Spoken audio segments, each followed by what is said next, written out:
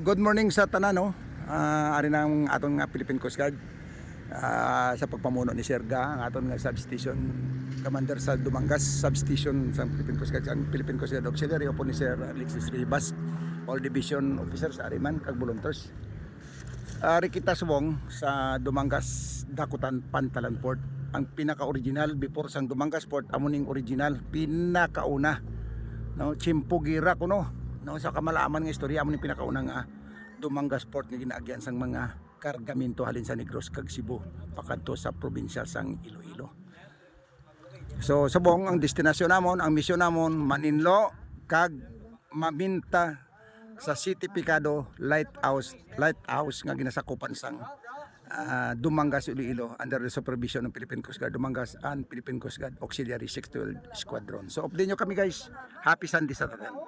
So medyo low tide subong, mayo man timing man kay do nagapasulong naman ang tao kay kainapertegid kanabo guys. Amo ni ang natawag nga malapit sa bukana nga Dumangas River, pinakamayor kag pinaka lawig nga suba alindra sa Barangay Rosario, Kansilayan, Kapalis, Kali, Tabukan, Dumangas Poblasyon, Hardin, Talusan, Sapaw, Dakutan, amo ning katapusan nga sakop sa Barangay Dakutan nga Dumangas Halaur River. So muna guys no, kabay nga mangin maayo lang ang aton nga pangpalakaton alin diri mga kon malinong-linong madlakan kita mga 30 minutes to 40 minutes alin sa Pantalan sang Dakutan pakadto sa City Picado.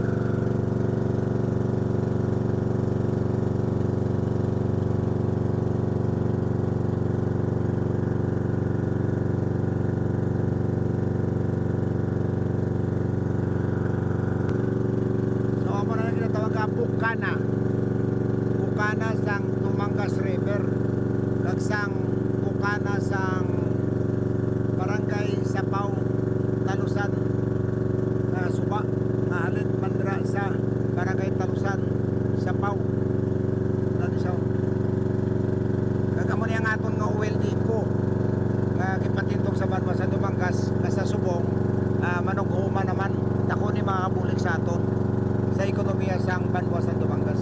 Muna yung bukana nga suba nga halin sa Sapaw kag Barangay Talusan.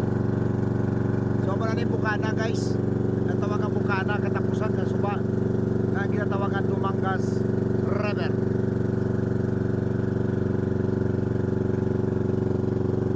So inang barko nga may crane amo na siya ang patindog sa mga poste na pagabutangan sang tubo masadiin kung mag-abot ang barko nga may karga nga mga oil, crudo o gasolina dira maga-standby kag mag-aarya sang supply nga ibutang sa aton nga depo. Sakop ini sang barangay Sapaw. Ini nga oil depo.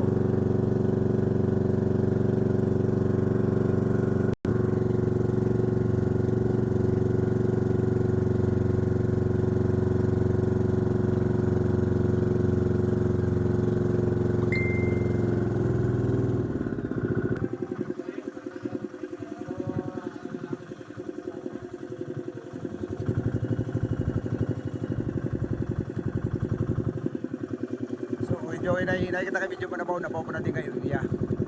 So amo ni guys ang posting tungtungan sang mga tubo pakadto sa tunga nga sa diin amo ni ang pag-aagyan diri kung magtungka ang barko nga magdala sang supply para sa tipo nga diri sa Banwa sa Dumangas guys. May ato pa sa tunga na mo saan duwa nakatubo matungtong na dan tubo si babaw.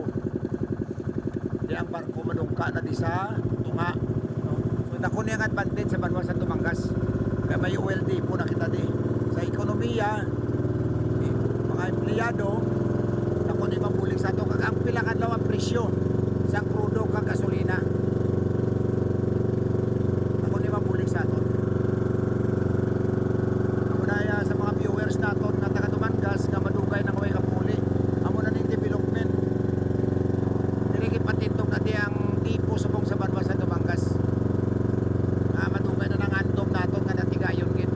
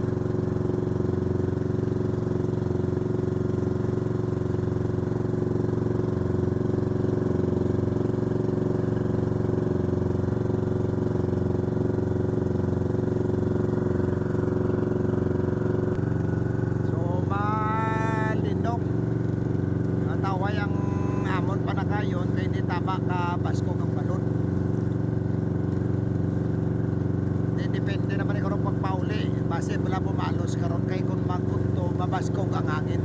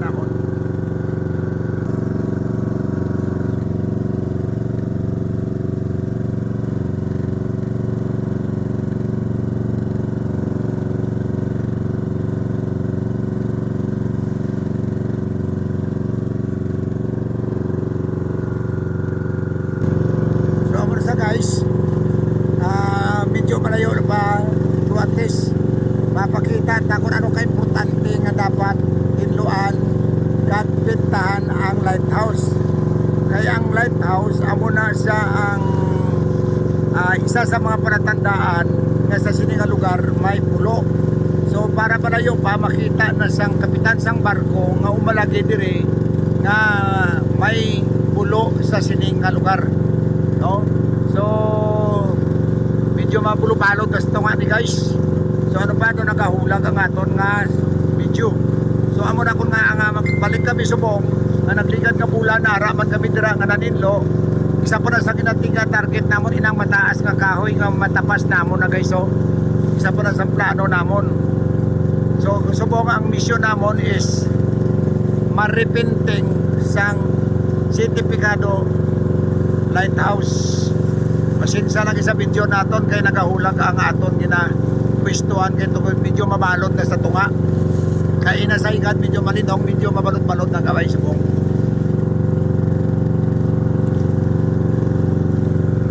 Malapit naman na kami So diri kami nag-agi subong sa right side. Kung magpakadto ka, kay naglikat dito kami nag-agi sa left side, sa likod.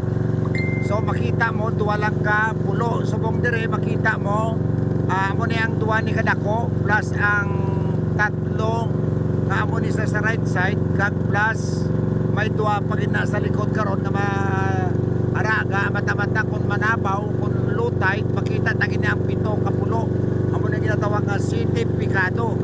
Tatlo ka pulo nga ara sa tunga sang kadagatan sa tunga sang Limaras kag sang Banwa sang Dumangas Iloilo. No? So amo na sa guys, 1, 2, 3, 4, 5, 6, 7. Tas ang isa sa likod, kung tama kalutay, makita tagid ni ang 7 ka pulo. So kung medyo kuan kay manabaw, o ara nakita ninyo, sipan ninyo.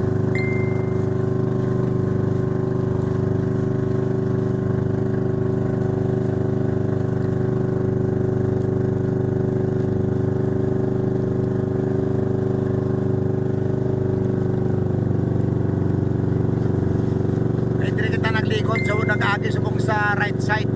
So makita tagid ang mga pulo nga sa sini nga lugar.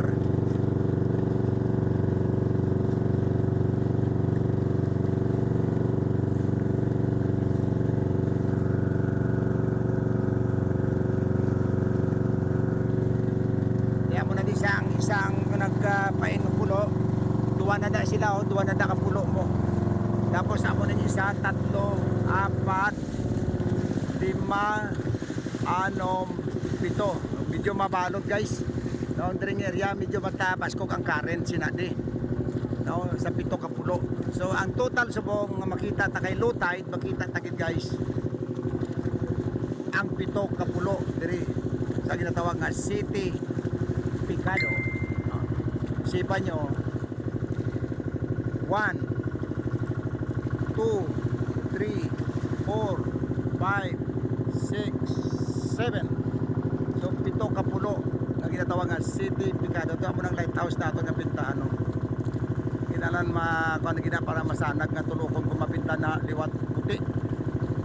Kag nagasiga na sa tunga amo na patatandaan nga sa mga nagaalagi nga mga barko, especially sa kagabihon na naghalin nga masulod sa syudad sang Iloilo.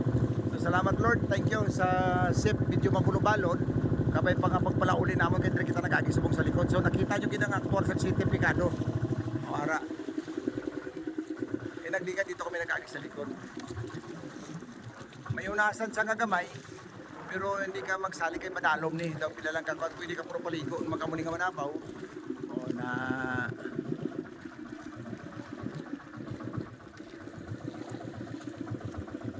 kita tagit aktual ang City Picado sa idalom sini. Kay dire kita nag-agi sa likod. So God bless, God bless, God bless. Thank you Lord. Safe kami nga nakaabot. Good morning, good morning. Ang mga volunteers ta. Okay.